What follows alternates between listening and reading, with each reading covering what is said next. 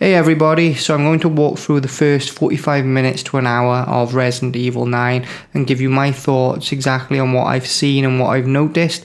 There's a few things that I did notice. I played through this, basically for enjoyment, and then I stopped at about the hour mark and realised I had quite a few first impressions. So let's get into the game and start talking through it. There will be spoilers, obviously, because I'll just be playing through it and I'll generally be talking the way through it. So I would expect this to be more of a breakdown for those who have already played the game or have enjoyed the game and want to know a little bit more about it. So let's go. I'm going to go on the main story here. I'm just going to hook up my Xbox controller a moment and let's have a little look at where we're at. So main story, get back onto the screen, main story, and I'm going to go into new game and we're going to have a little look at where we're at. So first of all, I want to say I'm very impressed by this game. There's a lot that I've seen that I really like. So here we are, FBI headquarters, typical establishing shot, very Alan Wake 2-esque overlay. And then I think that this really is a setup for a bit of dissonance. So we're seeing the kind of environment that Grace is used to, and even here she seems to be a bit out of place. If you have a little look at her cubicle, it's a bit of a mess. She's sat cross-legged. She's not what you would consider a typical FBI agent. So, like I said, even in this environment, she's not 100% comfortable, it seems, but she's absorbed in her work. And if you have a look, a lot of the camera angles that they're using is pointing down on Grace to give her stature, to make her stature look smaller. Even here, she could have gone for eye level shot, but no. They've gone for somewhere in between where it's looking down on Grace and looking up on her manager, this gentleman here, to make him look a little bit more imposing or authoritative, and then her a little bit more submissive. And the same here, you know, it's your atypical standard over the shoulder shot, but there's still like a slight upward angle here, slight downward angle there. And these are typical cinematic tricks, should I say. There's nothing bad about it. It's good that they're utilizing it, but there's nothing crazy going on in terms of compositions, nothing crazy going on in terms of theory, even when they're doing close-ups. So we're going to close-up on Grace, close-up on the file. Like I said, it's very atypical of cinema, or current cinema, should I say. And this is the part where I have to talk about the narrative. Straight off the bat, you have to suspend some disbelief because there would be a conflict of interest if this was reality. She would not be put on a case where it's the same location that her mother died, similar circumstances, that sort of thing. There would be a conflict of interest no matter how good she is at her job. Just to go by their lines, and she's the technical analyst that they need there on the scene, that it wouldn't happen. They would bring someone from halfway around the world to make sure there's no conflict. But we suspend the disbelief. This is Resident Evil, and you know she's got the opportunity to investigate something that's been nagging at her. And this is where we see more interiority. Something we haven't really seen much in Resident Evil. This is definitely more along the lines of Silent Hill, more along the lines of Alan Wake. So they're definitely trying to bridge that gap between sort of B-movie, slasher horror that they're known for, monster horror, right? And something a little bit more psychological, something a little bit more terrifying in a different sense. And then here we are. This reminds me of The Matrix so much. You know, one of the first scenes where he gets picked up in the car underneath the bridge, and it's the way it's graded. It's graded very cool, and everyone's sort of in these trench coats, and all the cars are these 60s like Impala style cars, and there's definitely a look. And I've never been to sort of the Midwest. I've never even been to America.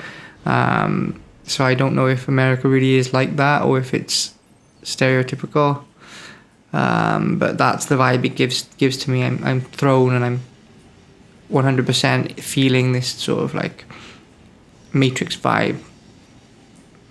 And first playthrough, I was absolutely shocked by the transition into playable. It looks identical. The glow of the lights, absolutely beautiful. The only thing that sort of breaks the immersion is the robotic nature of how people walk, but it's still class leading. It's still, you know, like if you look at them individually rather than their walk patterns, like look at this guy, he looks natural, it looks good. So, you know, that is something that I would possibly look at in my video game to make sure that there's no excuse. For me personally, I would rather them have fewer people so that their paths aren't crossing and they aren't doing that, you know, sort of like Roomba vacuum cleaner sort of thing. This is another thing I noticed as well straight away, and I think this is a bit of foreshadowing. Before we even got to the hotel, they're covering up the advert for the Wrenwood Hotel, literally covering it up. And then we've got a little section here where you can look at these missing posters, and either this is a deeper cut than I'm able to sort of link to, or it's just a callback to the fact that we are investigating missing persons. And then we just keep going, and there's quite a lot of trash on the side of the road. Everything looks old. And this is Raccoon City, right? So again, they're staying with the same grade, very cool. Staying with the similar compositions where you know there's nothing crazy, but they are starting to play with depth of field, starting to play with foreground, background elements. Hey, that's a restricted area. You can't go in there. And I do think that, you know, if I had to critique a little more, I do think they're a little bit heavy-handed with the way that they're portraying Grace as being so green, because even if she was green in the field, she would still have to go through a lot of training to get into the FBI. I don't think that it's realistic. Again, you have to suspend your disbelief a little bit and put yourself into her shoes, and role play a little bit as the character that Resident Evil wants you to role play. This isn't so much, and that's not a bad thing, right? That's not a bad thing. I don't think, if you're just playing this normally like a normal person would, I don't think it's jarring. I don't think it takes you out of the immersion. But I do think that they could have been less heavy-handed with it.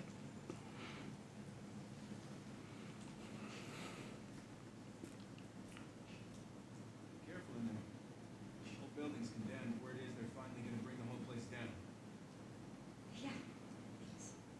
And again, we see the similar sort of compositions where the virtual camera, they're not trying to make her look comparative. They're making sure that her stature does look diminished compared to the officer, compared to her manager.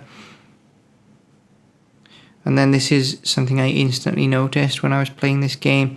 Now, I come from the UK, so I know what places look like in England, I know what places look like in Wales, but I don't know what they look like in, you know, the American Midwest, which is what Raccoon City is supposed to be, I believe. And I also know what places look like in Japan and Asia, because I live in Thailand, I've lived in Japan. And this to me reminds me more of an Asian alleyway, even more Japanese than it does Western to my eye. Everything sort of like with the concrete and with, you know, like the steel. It sort of looks more post-war rather than turn of the century, which I think, if you have a look at the red brick of these buildings, I think that a place like Raccoon City would be more of a turn of the century vibe to it rather than a post-war vibe to it, which obviously Japan is almost completely post-war, right? They had to rebuild almost everything. And then, you know, very, very claustrophobic alleyways. but in reality, you know, especially in America, from what I know of America, these alleyways would at least be big enough to get some sort of vehicle down for delivery, especially if it's a big hotel, right? You know, a lot of America was built with the motor vehicle in mind. So it doesn't even have that sort of, well, they weren't really expecting cars argument. And again, you know, for a prominent hotel that's, you know, even advertised right on the main street, for it to be tucked behind these buildings is not that. You know, you'd expect something like this to be more prominent, more accessible, and it's not like the buildings surrounded it just popped up. These are red brick buildings, likely turn of the century buildings. From the looks of them, they look like, you know, factory dormitory style buildings. I don't think that these just sprung up after the hotel. I feel like the hotel is out of place in that sense. I think that, again, another thing that, you know, you can think about. But when you're playing this as a game and you're being funneled through and you really want to see what's inside, you don't really notice that. You just notice the feel that the claustrophobic alleyways give, you know, and the atmosphere of the steam, the atmosphere of the rain, the atmosphere of the rust. Even though, like I said, there's creative liberties here, definitely. But it works well for the game. It works well for Resident Evil, where, like I said, you're suspending disbelief from the moment you click play.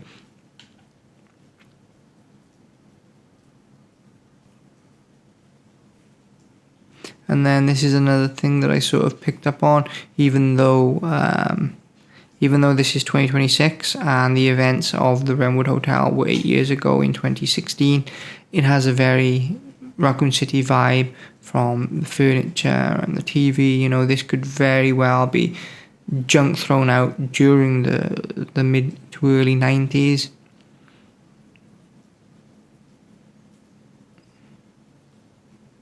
And then we go in here.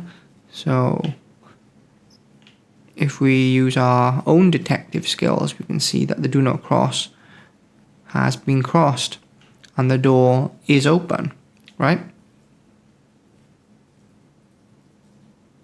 Private property, no trespassing.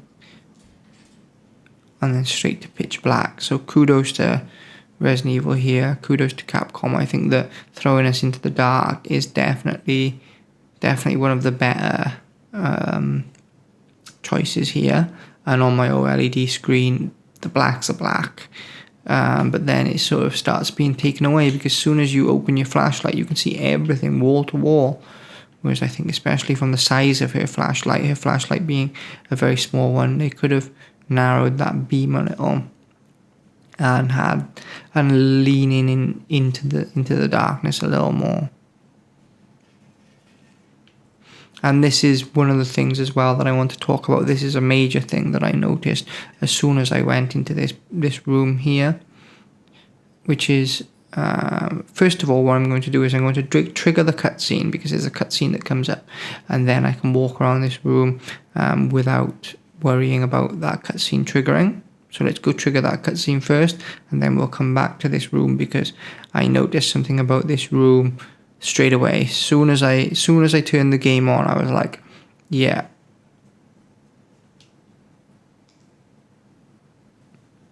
And then, you know, they're using the window as a frame within a frame. These are very, very basic cinematic techniques, very basic photographic techniques, but it is nice to see them being implemented.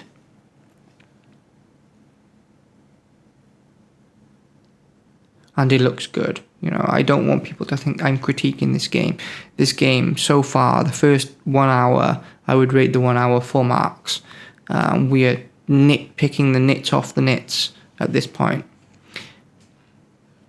And again, you know, you sort of seeing them play with that field of view. The depth of field, not the field of view. The field of view seems very static, very similar. They're not going for anything overly wide, overly telephoto, but they are definitely playing with that foreground, background separation. And here's what I want to show everyone. Is this deja vu? You've got the kitchen, you've got the center island, you've got this area, complete with a drawer to open. And now it has been 3 years since I've played Resident Evil 7. I haven't played it in a while, but I feel like this is the exact kitchen from the Baker Mansion that you open, you know, from the demo, the first one right at the beginning of the game. It feels exactly the same to me, just reskinned. And here's another thing from sort of a development point of view, the fact that all the ladles are the same. It's a little bit deja vu-y. They could have, you know, put a fork or a pan or something up there. And then, you know, there's no real story here as to the cans and stuff.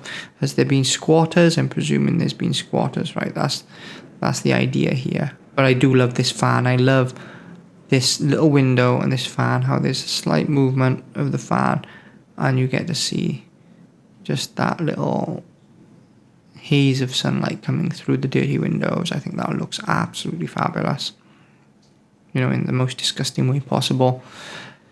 And then over here, again, we start looking at this pot. And you've got the maggots. And to me, this is very Baker Mansion as well. Goes back to that sort of first dinner scene, right? That's where it recalls to me. The same here, you open up this door and you can see that, you know, the fridge is full of garbage. And it's just got that disgusting vibe that the Baker Mansion had. Okay, so from what we've seen so far, this is definitely a very good looking game, and it just gets better looking in my opinion as they close in, as things get smaller and tighter. It just starts looking fabulous. Like look at this. You know, I could capture this screen here and it just looks awesome. You know, you've got the way that the child remains are and the way that they've placed all these. And we have a look, we can see some footprints. And if we go further back, we have this table full of claw marks. And you see they're playing with depth of field, they're playing with foreground elements, it pushes it to the foreground, blurs everything out at the back, and the opposite, right? But it looks great. I think it looks absolutely brilliant, this game. And just the way that, like I said, this window, it's the smallest things, but this window just looks so good. And then over here we've got a toilet. First jump scare. But over here, what's this? But anyway, we've got a toilet. And I don't know what it is with the Japanese and toilets, but I'll let you explore that yourself. Because, you know, Silent Hill 2 is the same. And I suppose that's made by Bloober, but the original starts in a toilet, right? And then there we are, we have this voyeur-esque picture of Grace, where she clearly doesn't know she's been captured. And let's talk room 204. And this is just your simple tutorial. So we've got lounge and bar written on it. Now we get into the sort of the slasher element. I love this composition right here. Let me just take a sip of my coffee.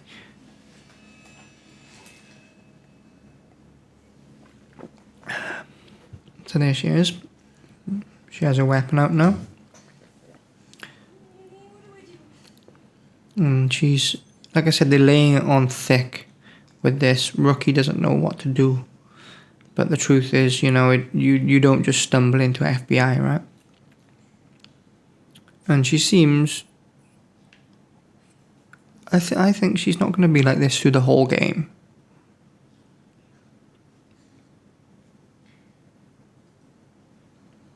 And then this is again just the tutorial part. It shows key, door, boom, Resident Evil-esque. This again is very typical of Resident Evil. People may say PT, but Resident Evil way before PT. This is... You know, this is very evocative of the dog scene from Resident Evil.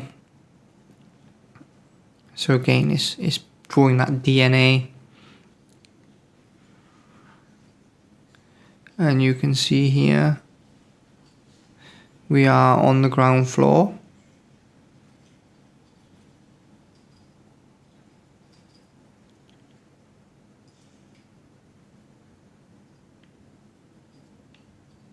And it's important for later to really look at this area here.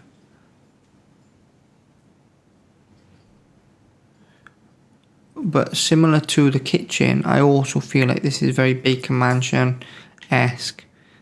This being the front door. You know, in the Baker Mansion, this would be the front door. And then right opposite the front door, you have the stairs. And then in the Baker Mansion, if I remember rightly, there's like a trapdoor thing and a shotgun. But it just feels perhaps mirrored slightly because they've got that angled area over there. But it has been a while since I've played Resident Evil 7. But it definitely feels very close. So I don't know if they've reutilized assets as a time-saving measure, or if it's purposeful to give you that feel, or a little bit of both. And I do think they've gone a bit overboard with the cobwebs here. They look a little bit too big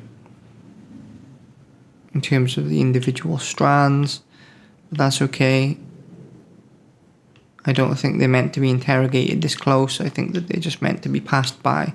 A lot of what I'm saying is, you know, I don't know how many people would slowly walk around like this. Really, you'd be going from boom 1, 2, 3, 4 to try and see what the story is. But again, the lighting is incredible. I think that this might be the best lighting I've seen in a video game.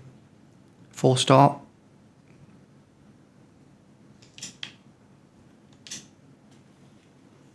And then we've got a little bit of stuff about the hotel for those interested.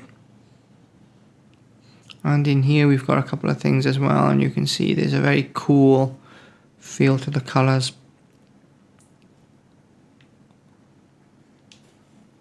There we have it. So they've got a little bit more information saying that they're going to be closing down the Renwood Hotel, and a map. This is Resident Evil after all. We are going to be finding out a lot of maps.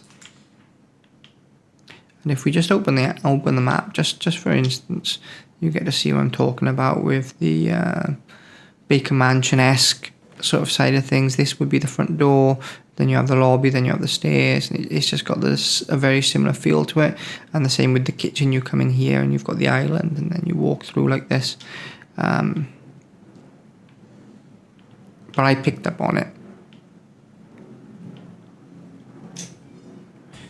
And then there's nothing here. There's nothing. Like I said, I don't think they're expecting you to even look. I don't even think they're expecting you to look over here. I think they're just expecting you to go straight up the stairs, which is how it's lit. And they've done a very good, you know, no yellow paint, no glowing markers. Oh, look at that. Beautiful lighting. But, you know, you've kind of, as soon as you go in here, you see the way. Okay, we're going upstairs. So in that aspect, the design is impeccable.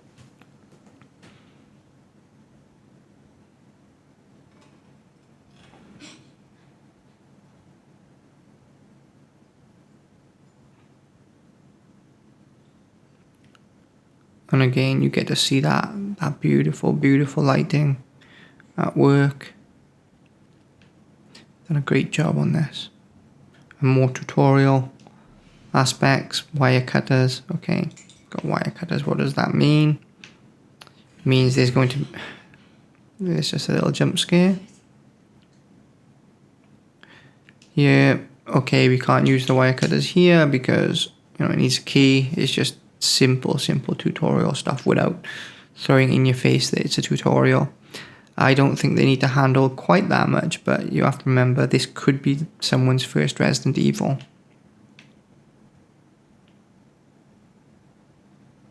Kind of Bioshock-esque advertisement. And then, okay, which sets precedent for later when you need bolt cutters or something. They did this in Resident Evil 2. This is not new, but like I said, it's just a simple way of invoking a tutorial without it being a tutorial. And then this, to me, we start getting into PT DNA territory. So this part of the hotel has had a beating.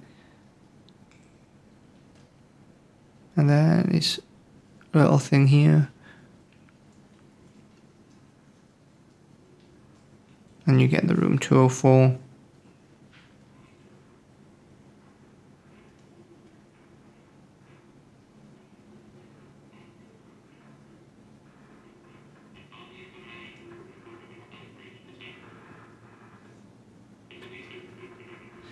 So they say Elbridge. We'll see Elbridge a little later. But there's signs of habitation, right? There's a newspaper. It's not rotted. Cigarettes. What looks like whiskey. Could be brandy. Could be something like that. But, you know, someone's been here, obviously. And then once we start looking around the room, we can definitely tell someone's been here. So someone will have to tell me the importance of this date in Resident Evil, October 19th, 2018. That's definitely has to be a deeper cut than I can identify.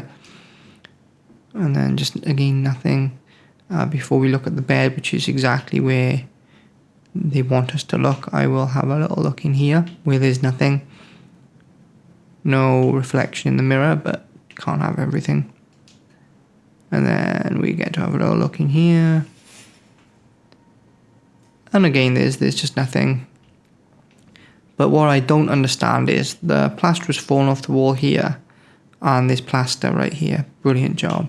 But then we've got rubble in this corner. But everything this side seems intact. So again, these are just things that you can think about when decorating. You know, it's basically a set. I think this is a good thing. You know, you've got brand new toilet roll. Again, just signs of life. Everything seems very... And Resident Evil does this well. Everything seems like a set. Everything's placed very purposefully. And then we have a little look at this. So we've got pictures even from when she was with her mother. And I guess this must be very creepy for you know, a young lady. I mean, very creepy for a young lady. Even if someone sort of, even if I had pictures of this, like, of me, it would be weird, but it's 10 times weirder when you're a woman, I think. And then we've got pictures of her mother in the red jacket. Worth noting.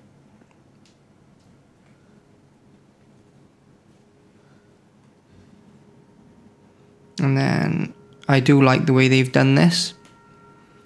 So she's looking at the picture and then it takes her back to the memory of the day. Again, it's nothing really special, but it just works. If it works, then who am I to say otherwise?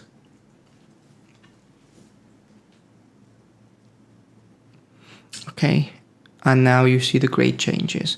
So we go from that blue, that teal look, to a nice warm look. And to my eye, on my OLED, there's a lot of white in here as well.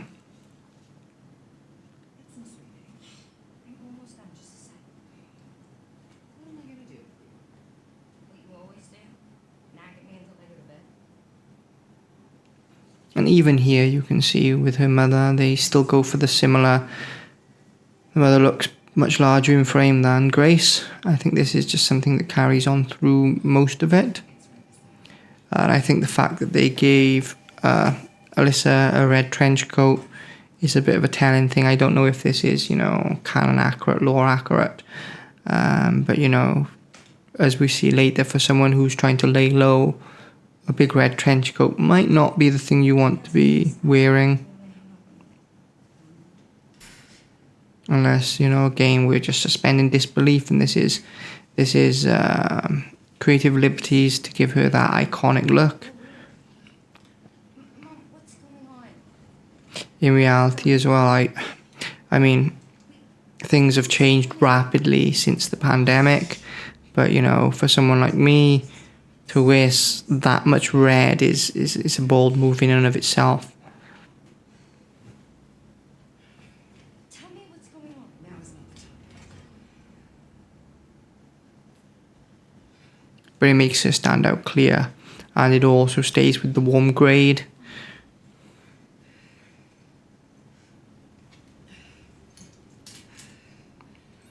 There we have it. So her mother's armed, which you would expect again for someone who has survived Umbrella's machinations.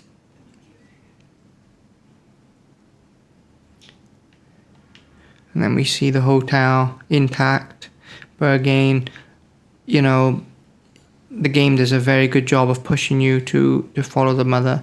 If I was just playing this for myself, I wouldn't be looking around. I would be rushing through. I would be feeling what the developers wanted me to feel, which is nervous and rushed. And the way that, you know, the light just breaks through the darkness, that looks great. Hurry. Keep moving.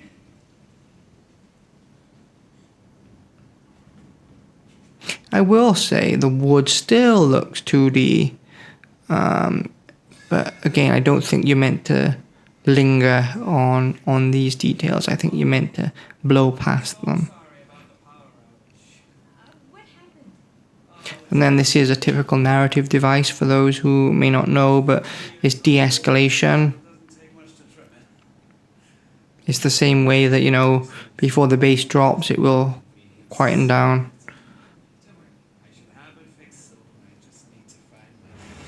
And there you go, that's the bass drop, right?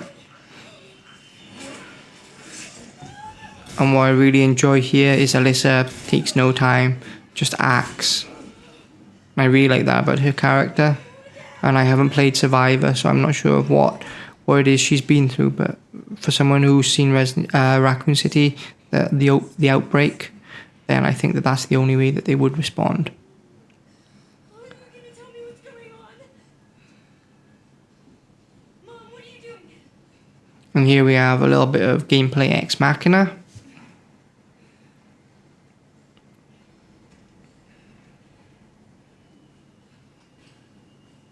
Which gives us a doodad to find. Where did you find that painting? I'll explain later. But again, I don't think this is immersion breaking. I don't think if you weren't trying to sort of dissect this game, it's something that most players would notice. I definitely noticed it. That's why I commented, because, you know, this is my first impressions. I'm not giving you anything that I didn't notice first time round. And I'm trying to be honest as well, first time around where I did, like I said, you blow past this. This is something you just run straight through. And here we are, as you can see, the worst of it. When we were in the bar area, this is where the majority of the fire damage happened. Yes, hurry, please. And you can see Alyssa is very disturbed that she's called the police. I'm gonna throw up. Grace. Grace, look at me. Grab my hands. Look at me. And this is the part where, before with the hotel manager, they were looking to de-escalate the situation so that they could have that thump of when the villain, Victor Gideon, right? I'm assuming is Victor Gideon, cuts his throat and it lands. Now they're building the emotional support. This is emotional build up for what is about to happen, and we all know what's about to happen because it was said right at the beginning. Her mother was murdered in the hotel. This is what we're building up to.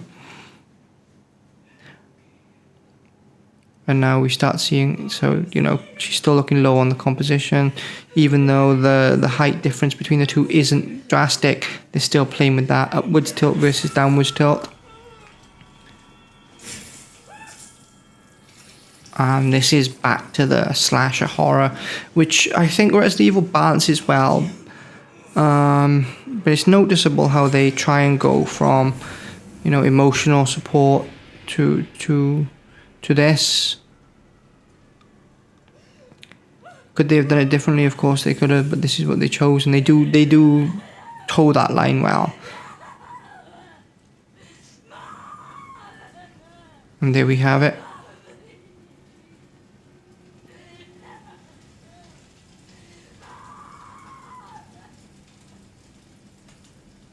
So, like I said, either this is Victor Gideon or this is someone else who gets burnt to a crisp. We're not really sure, but if you have a look later on, there is signs pointing.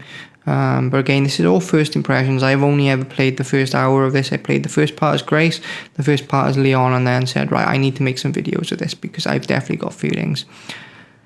Back to the cold grade, totally noticeable. When you've got them A-B side by side, totally noticeable. And I do like how they start playing with compositions a little bit here and there. But again, we're looking at, they're doing that typical rule of thirds, left place, right place, foreground, background thing, which looks good. It looks good. I can't knock it. It looks great.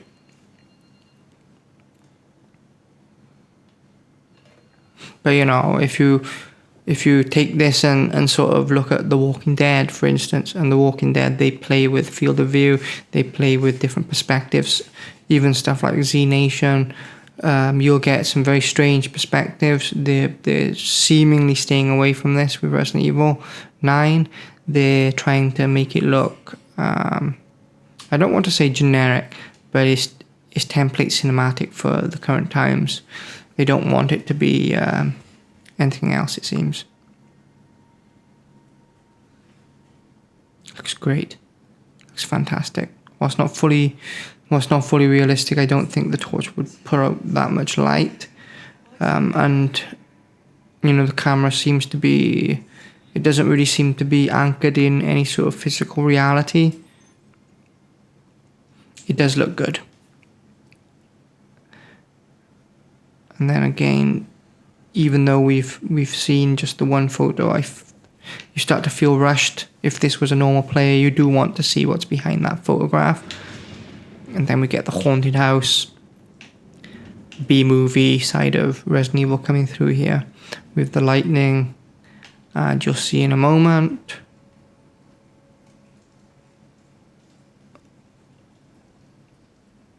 There we have it, the shadow through the door. This is very Hammer horror.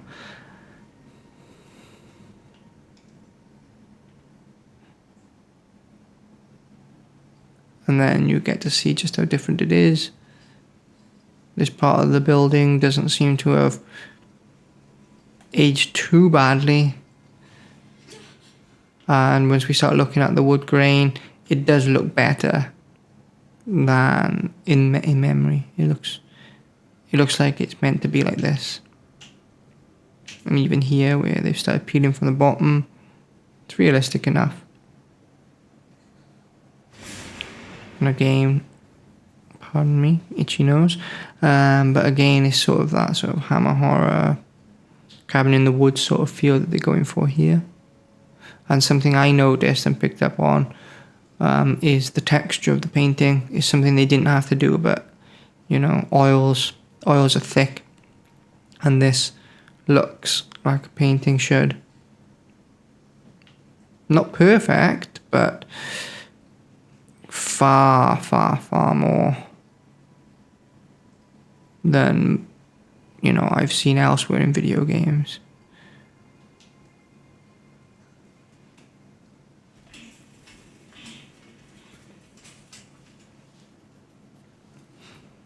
And then let's have a little look what's behind here.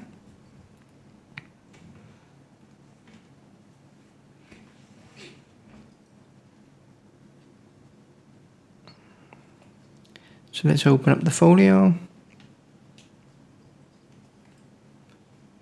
And we've got a diary. And the diary seems pretty full. I like how they've got that pentel. I forget the model number, but it's a very famous mechanical pencil. A lot of people in Japan use it. Usually they come in yellow, if I remember rightly. But yeah, it's a very, very famous skew. It's something that a lot of Japanese people would instantly recognize.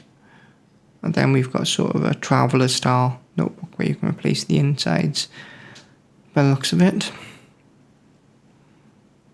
Then as we look, it's just very basic diary writing, saying how she feels like there's someone following her and they want to get out of here and get Grace moving on because she's worried about her.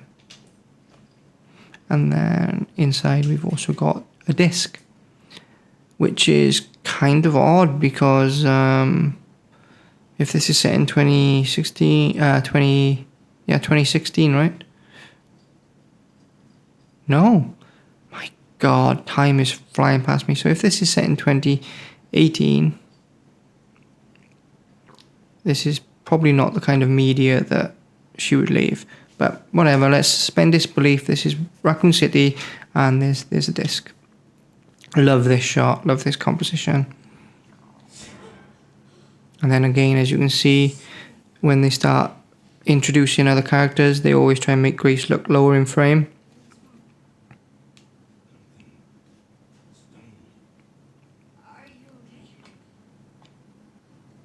And there's a few things I noticed about this scene that we're about to see. First of all, it gives me the sort of reminder of the first scene in Resident Evil 1 where they see the zombie eating the corpse and it turns around. That scene, even though it's not one for one, it's got that same DNA. And then they're starting to mix here body horror.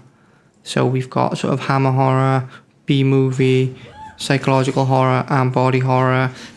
They're not sort of boxing themselves in with one stereotypical thing. And again, this is more of a tutorial moment than anything.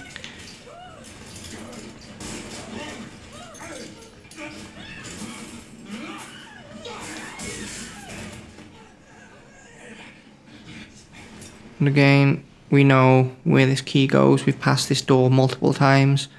3 times we've passed it going up, we passed it in the memory, and we passed it going down.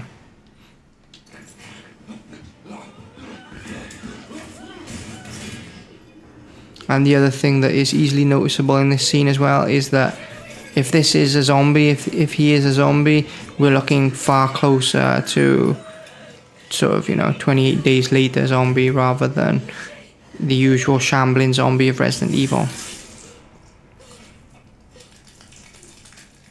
And that's for people who are new, because they may not know about Las Plagas, they may not know about Ouroboros.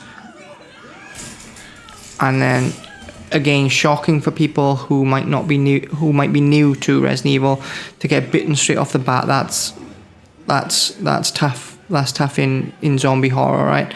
But it's pretty standard fare in Resident Evil. People get infected quite a bit. In Resident Evil, it's not a death sentence. And I love how frenetic, how violent, how fast-paced this is. A lot happens in a small amount of time. And it makes look great. And it makes Grace look just amazing.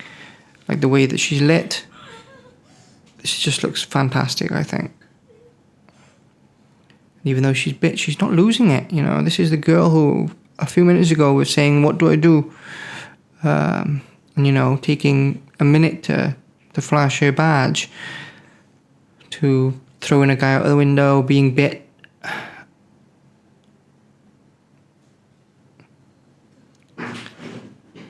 Sorry, that's just my dog. If you can hear that, that's just my dog trying to get in.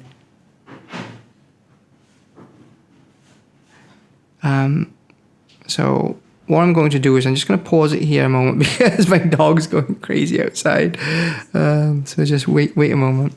So again, this sort of... I don't feel like she's going to be this naive, scared girl all the way through the game. It doesn't feel that way to me. And another thing that I don't like is it says exit on the door, then it says exit on this door, but it's clearly not an exit.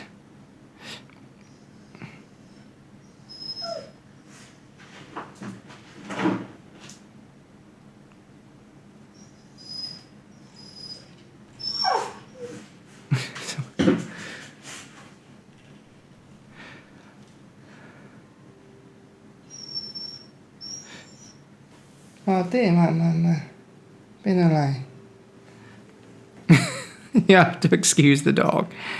So, like I said, it's definitely not an escape. It's not an exit, right? It goes straight into a room. And then we see Victor Gideon here.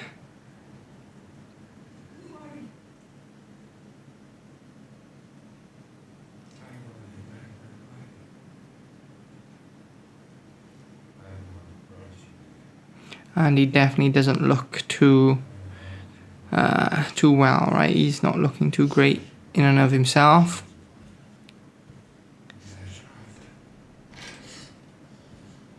And I kind of find it a little strange how, you know, he's got his gold teeth, he's got his snakeskin jacket.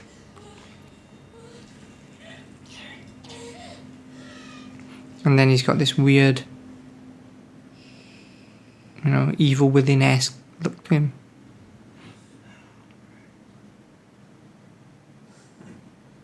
And then we start seeing even more extremes of that. Grace lower down, that sort of, you know, tilted camera angle.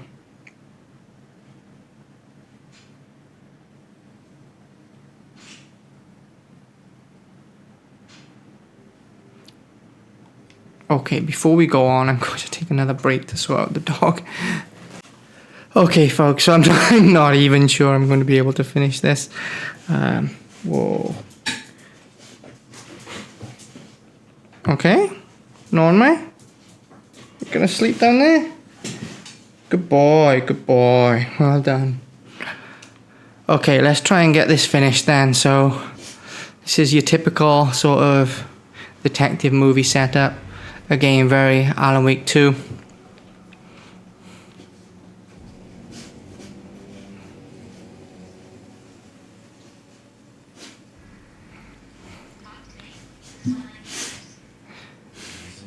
And here we are, we have Leon.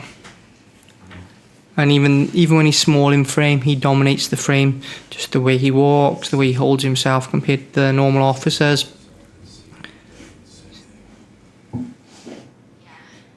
And I know that they've had a lot of flack about the Porsche advert thing, right? But I think the Porsche actually suits him. And I think it's pretty cool. I mean, this isn't new, right? Even from Magnum PI and his Ferrari, you know, sometimes. Or Kit, you know, Knight Rider. The DeLorean, you know, it's not abnormal, I don't think. I think it's absolutely fine.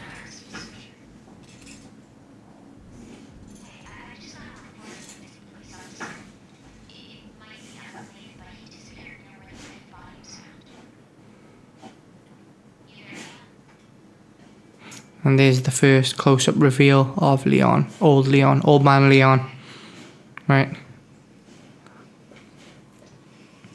That's what I'm going to call him from now on, old man Leon. Definitely, that vibe. And they show off the Porsche nice. I'm sure Porsche are very happy with this. Show off the wheels, show off the gauges, show off the car. But it does suit him, like I said, it does suit him. I'm going to, you know... And then we get a little bit more Ex Machina, where it just so happens that, you know, Gideon is out in the street when old man Leon turns up. What's the odds, right? What's the odds? But this is a video game.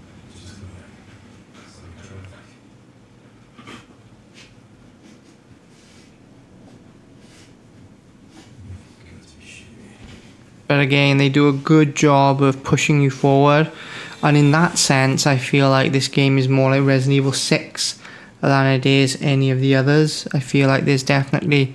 They're trying to get you moving along. They're not wanting you to sort of explore, or at least at this stage, right? I can't say for the whole game, but right now, they seem to want you to keep moving forward. And there we are. So when the detective said he was stung, chances are he was hit by a dart.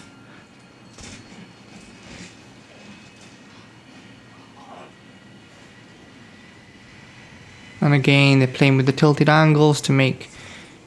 But with Leon seems to be... He fills the frame, he dominates the frame, right? And he plays so well. So, like I said, if you're playing this normally and you're not playing it for, you know, sort of a deep dive walkthrough, you're pushing through this. And this is a bit of a strange thing too. I don't think she needed to go in for the kiss. I think that she could have gone in for the bite straight off the bat.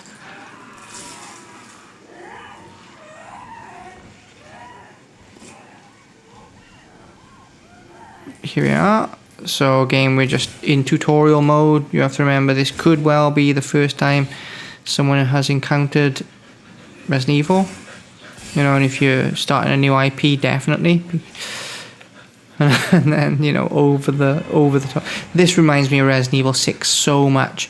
The way that, you know, they make it look big. They make it look like you're part of a massive city. But in reality, it's just one road pushing you forward. But I don't think most people would notice that. I don't think anyone playing this game would notice that you're being funneled. I think it does a very good job of it.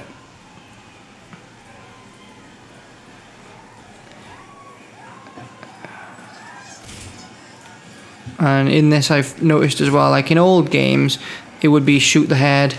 But in this, you can really knock them back easily and then go in for the melee. And the melee is very powerful.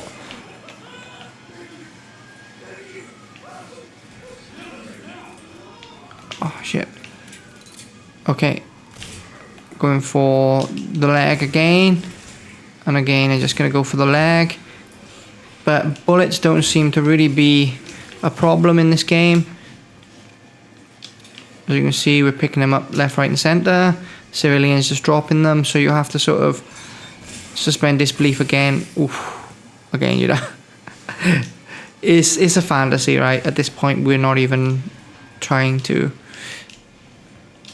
This is definitely leaning more into Resident Evil 6 than it is others, I think. But I do love seeing the outbreak happen in real time. That's not something you see often in Resident Evil. Usually you're just after the outbreak, post-outbreak, but to see it happening right in front of you is something, is quite an experience, I think. And we've got Requiem here. I don't really want to waste the bullets, but this kills them in one shot. Don't know if I'll need them later, so this is my survival horror mindset, which this game doesn't really need to have, I think, but I want to save them Requiem bullets.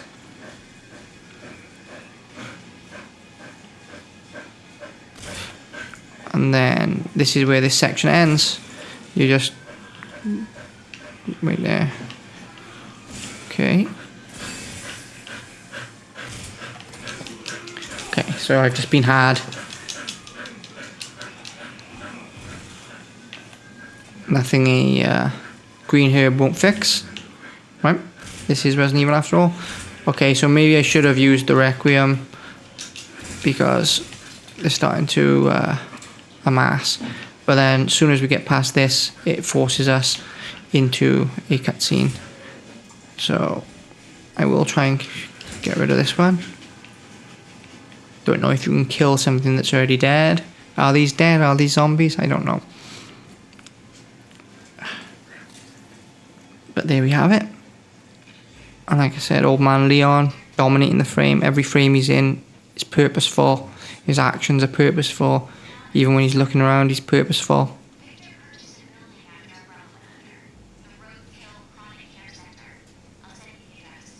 And then we get the reveal, right?